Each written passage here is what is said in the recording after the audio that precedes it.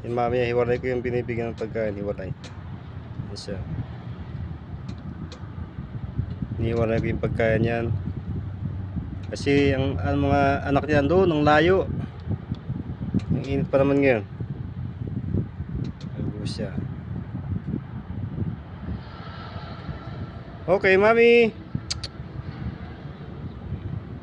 Pag tinawag ko yan, kahit malayo, naririnig niya. Sabi ko, mami! Mami! Lalapit yan dito. Alam niya pag tuwing tanghali. Ayan si mami, doon sila sa lalim ng sakyan eh. Oh.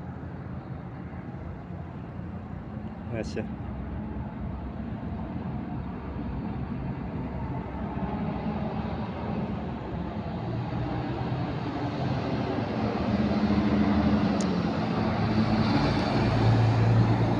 Ayan mami, pag tanghali.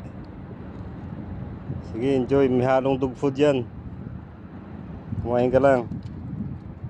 Nandun yung mga anak nila, ang layo eh. Itong mami yan, doon sila nagtatambay sa ilalim ng sasakyan dahil napakainit eh. Sige, ubusin mo yan. May dog food yan. Okay. Pasok na ako. Init. Grabe pong init. Sabi no? Sisimula na. Si mami nila oh. Diba? Payat nga lang kasi papadito eh. Ano yan? Mamayang hapon bibigyan ko naman yan dog food yan at saka tubig.